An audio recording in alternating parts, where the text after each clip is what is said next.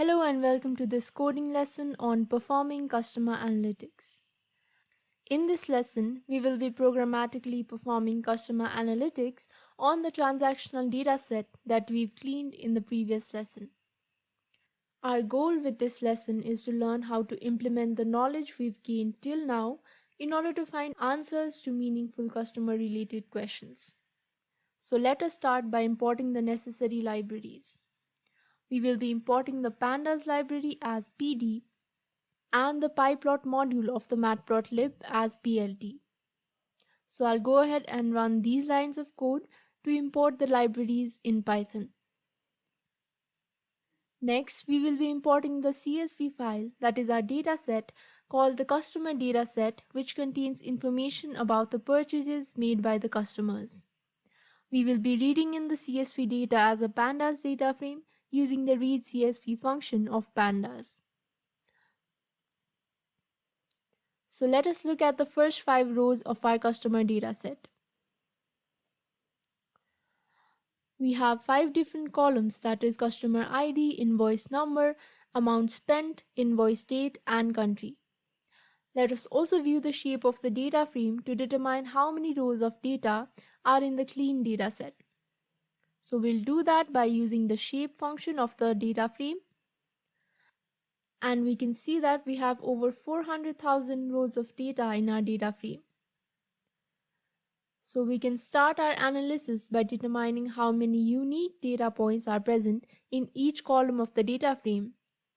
For that, we'll be using the nUnique method of the pandas data frame. So we'll be printing the number of unique data values present in each column by using this line of code. And we now have the total unique values in each columns of our dataset.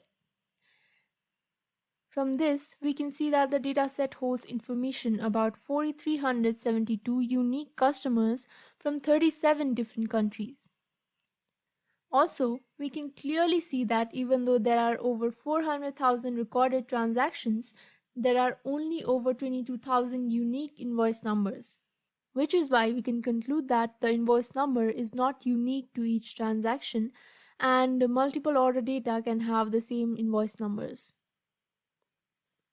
Now let us find the total number of unique customers per country, and for that we can use the group by method of the pandas data frame. We can start by getting the total number of unique customers per country by grouping them based on the country and getting the unique number of customer IDs for each country groups. So if I go ahead and run this line of code, we get all the different values of unique number of customers for each country in our dataset. Now let us assign this data frame to a variable and rename the column and sort it based on the number of unique customers per country. We will first assign the data that we got about the total number of unique customers per country into a new data frame called df country. We will then rename the column names as the number of customers and then sort the data frame based on the number of customers. So let's go ahead and run these lines of code and also look at the first 5 rows of our resulting data frame. And as we can see, we have the total number of customers along with their country names in a sorted format. So now that we've sorted our data frame, let us also visualize it using a bar plot. We will be using the plot function of the pandas data frame and plot a bar plot of figure size 18,6. So let's run this. And we get the bar plot with different values of number of customers for each country in our data frame. And we can clearly see how the customers are distributed per country using the bar plot. That is, the country United Kingdom has the most number of customers. However, as a next step, let us generate insights using the 4 methods of analytics that we've learned before. That is descriptive, diagnostic, predictive, and prescriptive. Using descriptive analytics, we can describe the plot stating that most of the customers of the online retail store are from the United Kingdom. Also, we can conclude that most of the customers of the online retail store are based in Europe in comparison to other continents. Similarly, using diagnostic analytics, we can diagnose that the cause for the larger number of customers coming in from Europe is because the online store must have heavily marketed itself in Europe than other continents. Moving on, using predictive analytics, we can predict that the online retail store will continue getting more customers from the United Kingdom since there is already a massive number of customer base in the United Kingdom itself. Finally, using prescriptive analytics, we can prescribe the online retail store to further invest in marketing in the UK since number of conversions are very good over there. Now, let us move on to understand how the customers are generating revenue for the online retail store. For this, we'll be calculating the total amount of transaction per month. So let us extract the year and month information from the invoice date column. For that, let's look at the first 5 rows of our data frame again. And essentially, we only want the year and the month from the invoice date. So we will do that by using the apply function in Python, and for that we will first convert our invoice date column by using the toDateTime function. So here we are essentially converting our invoice date column and then applying a function that gets only the year and month from the invoice date. So I'll go ahead and run this line of code. And we get all the different values of year and month from our invoice date column. So we will be assigning the extracted values of year and month into a new column called invoice year month.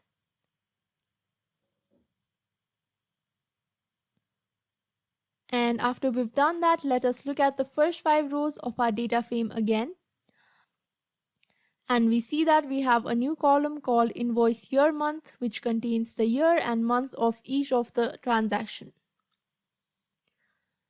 We can now calculate the total revenue amount for each month per year by using the group by function method as before, and then finding the sum of the column instead of the unique number of data elements.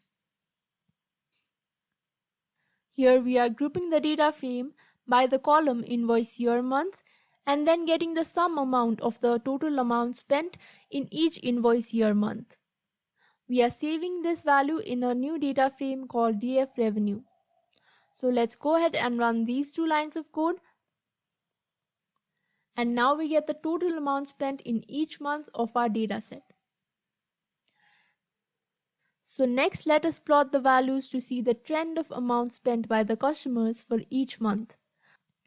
We will be plotting a line plot for this by using the plot function of the pandas data frame with a figure size 18,6, and we are changing the kind parameter as line instead of bar. So let's run this, and we can clearly see the trend of amount spent by customers for each month of the data set. So we can see straight away that the sale has dropped significantly in the December of 2011. Which gives rise to a question that is the online retail store losing customers? So let us find out the reason for this. We can find the date and time at which the last data point was collected in this data frame by finding the maximum value of the invoice date column. We will do that by using the max function of the pandas data frame, and upon running this, we can see that the last date is around 9th December 2011. So the early stopping of the data collection might be the cause for the downward fall of sales in December compared to other months.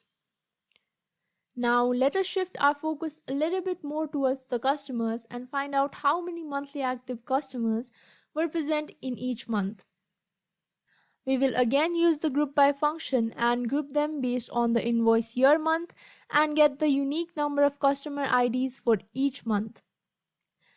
We will be saving them in a new data frame called data frame monthly active, and we will be renaming the column name as number of unique customers. So if we go ahead and run these lines of code, we get the total number of unique customers in each month of our data frame. We will now plot the data using a bar plot to see how the numbers have fluctuated in different months. We will again be using the plot function of the pandas data frame and plotting a bar plot. So we can see that the growth of active customers per month follows a similar trend as the growth in total revenue per month that we saw before. So we can suggest that the growth of active customers may be the cause behind the growth in total revenue generated per month. And that is an interesting insight indeed. And with this, we've come to the end of this lesson. So hopefully you've now seen the true power of descriptive, diagnostic, predictive, and prescriptive analytics in terms of customer analytics.